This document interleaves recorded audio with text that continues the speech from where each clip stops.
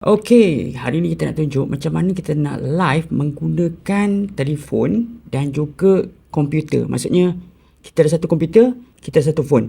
Kita boleh kamera belakang, kita boleh guna kamera belakang dan kita boleh tengok kita punya paparan dekat komputer ataupun laptop. Jadi langkah pertama kita akan ada TikTok Shop.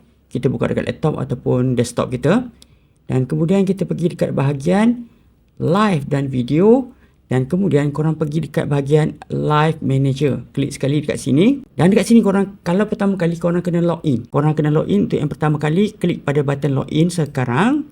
Dan kemudian ada option kalau nak login dalam TikTok korang tu, guna QR code ataupun phone number ataupun email ataupun username. Bagi contoh aku nak guna QR code. Jadi gunakan handphone yang mana korang nak guna untuk korang buat live nanti. So klik sekali dekat phone korang, TikTok korang tu. Dan dekat TikTok korang akan ada satu button dekat sebelah atas kiri ni. Nampak tak? Atas tu dia ada add friend. Tekan button add friend tu dan dia ada scan code kat sini. Ada scan punya barcode. Bila scan, terus dia masuk. Dan kemudian klik saja button login dekat sini. So dekat komputer pun akan detect dan terus masuklah, dia akan login. So maknanya sekarang dia dah bersambung dah. Maknanya live manager kita ni dah kenal di mana kita gunakan TikTok content creator yang kita tengah login sekarang. Pastikan dia adalah TikTok marketer untuk shop ini ataupun official.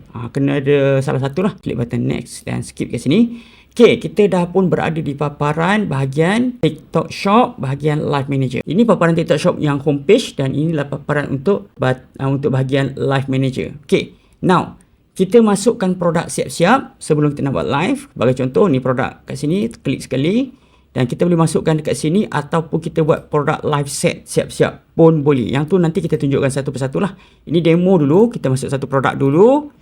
Kita klik pada button add dan kemudian dia dah masuk satu produk. Nak masuk skrip sebagainya semua boleh. Nanti kita tunjuk satu persatu. Okay. So now, apa yang kita buat sekarang, dekat kita punya TikTok, dekat kita punya TikTok ni kan, kita buka kita punya TikTok content creator kita dan kemudian kita tekan button live kat sini. Dia ada button live. Dan kita cuma perlu tekan live. Dan selepas kita tekan live, dia akan terus connected dengan kita punya komputer dalam sedikit masa lah. Sekejap. Nampak? Dia terus connected bersambung dengan kita punya komputer punya paparan. Jadi nampak senang lah. Jadi sekarang ni kita dah ada TikTok yang kita pakai kamera belakang ni. So sekarang ni aku pakai kamera belakang, nampak? Pakai kamera belakang lagi cantik lah. Betul tak? Tapi ni setup yang tak biasa-biasa lah. Jadi ini senang. Jadi korang boleh monitor chatting dekat sini, nampak tak? Chat kat sini keluar, ini aktiviti. Kalau ada orang beli, dia akan keluar kat sini.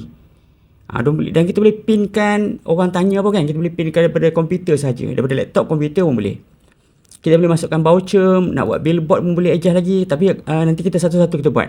Hari ni kita nak tunjuk macam mana nak linkkan dulu kita punya TikTok Shop semasa live dengan kita punya TikTok Content Creator. Senang saja. Itu step dia.